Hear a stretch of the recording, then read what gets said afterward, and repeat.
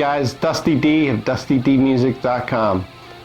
This channel is all about my journey to become the greatest musician I can be and to find my own sound.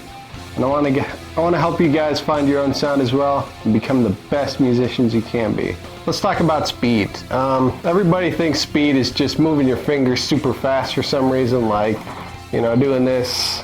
I don't know where they get that from, but speed is all about efficiency. It never dawned on me that speed was all about efficiency until I read some interviews from Yngwie Malmsteen, who is the king of speed, more or less, for me.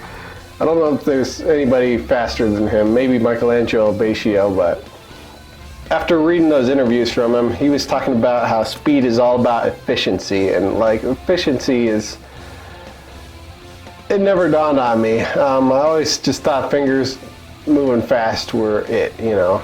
I used to press down really hard playing guitar, and that's you know, you're not supposed to do that. I used to pick as fast as possible.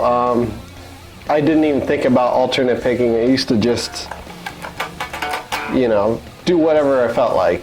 I had a lot of bad habits that I had to break in order to get the speed I wanted, because when I was a teenager, I used to just noodle all the time, and you know, it impressed some people, but it wasn't, I wasn't anything close to being an amazing musician at that time. So luckily I broke all those habits after reading all those Yngwie Malmsteen interviews, and I created some habits that made it more efficient. The first thing I did to break all those was, you know, do alternate picking. Because alternate picking is awesome, because it's all about training your right hand just to go up, down, up, down, up, down, no matter what you're doing. And so because of that, you don't have to think at all about what your right hand's doing. You can just focus on your left hand while you play, and you know, your right hand's gonna do its thing. So let me explain what the hell alternate picking is. Alternate picking is upstrokes and downstrokes played together, one nice little team. You know, it's like a little football team on your right hand. So you get the downstroke, and you get the upstroke.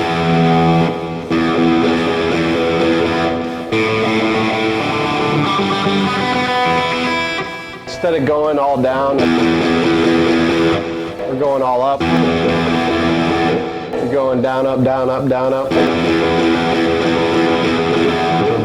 You know, you can make some nice metal sounds going like that.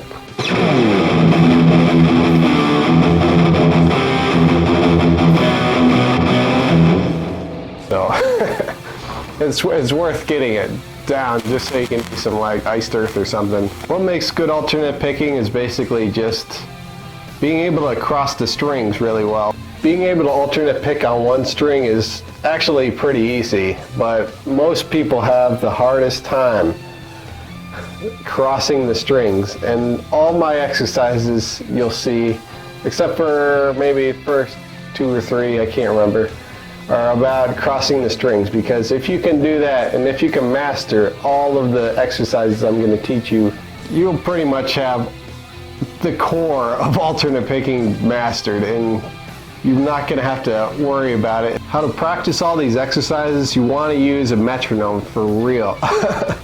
There's so many players out there that can't even play with a beat anymore. You don't want to be that guy. You don't want to ever settle for mediocrity. You want to be the very best you can be. And that means playing with a metronome every day. And I suggest getting a notepad, write down all the exercises you're going to do. Start with like a beat you can do. I usually start with 100 beats per minute. I usually will start with doing eighth notes, but you could start with, you know, quarter notes if that's too fast for you.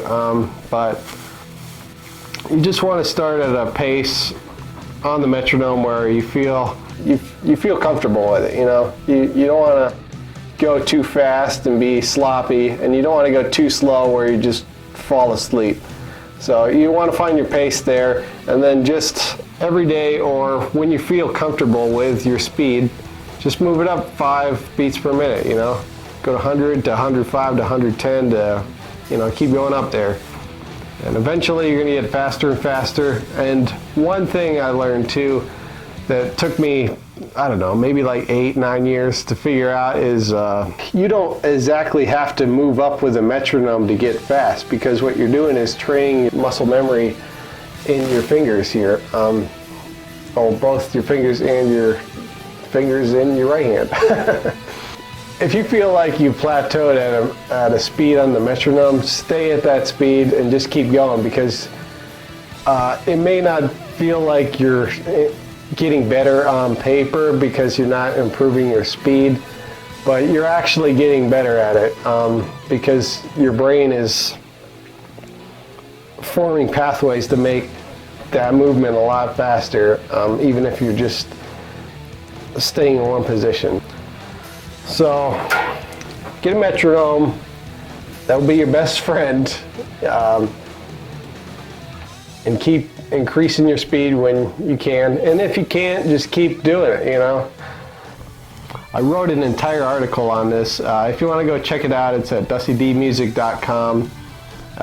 Same title as this video, so it'll be linked in the description. So check it out. It's more comprehensive. All the tabs are there. You can, do your thing over there. Yo, if you like this video, leave a comment below. Introduce yourself. I want to get to know you guys, and I want to help you guys become better musicians and find your sound. So leave a comment below, and I'll get back to you guys.